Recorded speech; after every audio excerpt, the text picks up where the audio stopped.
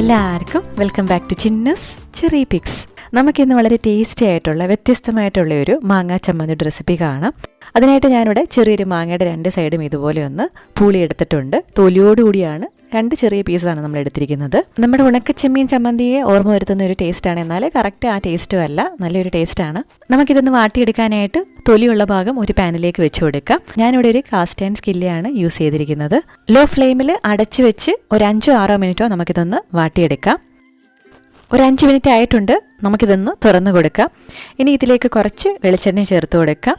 അതോടൊപ്പം തന്നെ 6-7 കൊച്ചുള്ളി, ചെറിയ ഉള്ളി ഇതിലേക്ക് ചേർത്ത് കൊടുക്കാം. വീണ്ടും അടച്ചു വെച്ച് ചെറിയ തീയിൽ തന്നെ ഉള്ളിയും കൂടി ഒന്ന് വാട്ടിയെടുക്കണം. ഒരു 4 മിനിറ്റാണ് നമ്മൾ അടച്ചു വെക്കുന്നത്. 2 മിനിറ്റ് കഴിയുമ്പോൾ ഒന്ന് തുറന്ന് ജസ്റ്റ് ഒന്ന് ഇളക്കി കൊടുക്കുക. ഒരു 4 മിനിറ്റ് ആയിട്ടുണ്ട്. ഉള്ളിയും മാങ്ങയൊക്കെ നല്ല വാടി വന്നിട്ടുണ്ട്. ഇനി ഇതിലേക്ക് നമുക്കൊരു 5 വറ്റൽമുളക് ചേർത്ത് കൊടുക്കാം. ലോ ഫ്ലെയിമിൽ വെച്ച് തന്നെ വറ്റൽമുളക് നമുക്കൊന്ന് വഴറ്റിയെടുക്കണം. ഈ സമയത്ത് ഞാൻ ഈ മാങ്ങയൊന്ന് തിരിച്ചിട്ട് കൊടുക്കുവാണ്. അപ്പോൾ നമ്മുടെ കൊച്ചുള്ളിയും വറ്റൽമുളക് മാങ്ങയൊക്കെ ഇവിടെ നല്ല വാടി വന്നിട്ടുണ്ട്. ഇനി നമുക്കിത് തണുക്കാനായിട്ട് വെയിറ്റ് ചെയ്യാം. തണുത്തതിന് ശേഷം നമ്മുടെ മാങ്ങയുടെ തൊലി ഇതുപോലെ ഒന്ന് കളഞ്ഞെടുക്കാം. സൈഡിൽ കുറച്ച് ഭാഗമൊക്കെ വാടാതെ ഇരിക്കും, ഒന്നും സാരമില്ല. അതുപോലെ തന്നെ നമ്മുടെ റെസിപ്പീസൊക്കെ ട്രൈ ചെയ്ത് നോക്കാറുണ്ടെങ്കിലും നമ്മുടെ ചാനൽ ഇഷ്ടമാകുന്നുണ്ടെങ്കിലും സബ്സ്ക്രൈബ് ചെയ്യുന്ന കാര്യം മറക്കരുത്.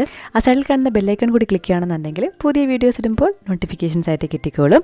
അപ്പോൾ നമ്മുടെ ചമ്മന്തിക്ക് വേണ്ട കാര്യങ്ങളെല്ലാം ഇവിടെ റെഡി ആയിട്ടുണ്ട്. എല്ലാം വളരെ എളുപ്പമായിരുന്നു. നമ്മൾ ജസ്റ്റ് പാനിലേക്ക് ഇട്ട് അടച്ചു വെച്ച് ചെറിയ ഫ്ലെയിമിൽ വാട്ടിയെടുത്തു, അത്രേ ചെയ്തിട്ടുള്ളൂ. ഇനി നമുക്ക് ചമ്മന്തി അരച്ചെടുക്കാം. അതിനായിട്ട് മിക്സിയുടെ ഒരു ചെറിയ ജാറിലേക്ക് നമുക്ക് തേങ്ങ ചിരകിയത് ചേർത്ത് കൊടുക്കാം. ചെറിയൊരു തേങ്ങ ചിരകിയതാണ് ഞാൻ ചേർത്ത് കൊടുക്കുന്നത്. ഇനി ഇതിലേക്ക് നമുക്ക് വാട്ടി വെച്ചിരിക്കുന്ന മാങ്ങായും കൊച്ചുള്ളിയും വറ്റൽമുളകും ചേർത്ത് കൊടുക്കാം.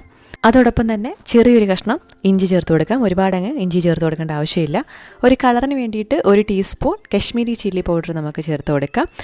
ആവശ്യത്തിന് ഉപ്പും 1 ടേബിൾ സ്പൂൺ വെള്ളവും ചേർത്ത് ഇതുപോലെ ഒന്ന് അരച്ചെടുക്കാം. ഒരുപാടങ്ങ് അരയ്ക്കേണ്ട ആവശ്യമില്ല. അവസാനമായിട്ട് നമുക്ക് കുറച്ച് കറിവേപ്പില കൂടി ചേർത്ത് ജസ്റ്റ് ഒന്ന് പൾസ് അടിച്ചെടുക്കുമ്പോൾ നല്ല ടേസ്റ്റി ആയിട്ടുള്ള മാങ്ങാ ചമ്മന്തി ഇവിടെ റെഡി ആയിട്ടുണ്ട്. ഇതുവരെ ഇങ്ങനെ ട്രൈ ചെയ്തിട്ടില്ലാത്തവർ തീർച്ചയായിട്ടും ട്രൈ ചെയ്ത് നോക്കുക. ചോറിൻ്റെ കൂടെയൊക്കെ അടിപൊളിയാണ്. പുതിയ റെസിപ്പി വീഡിയോ അല്ലെങ്കിൽ വ്ലോഗായിട്ട് നമുക്ക് വീണ്ടും കാണാം. അതുവരേക്കും ബൈ.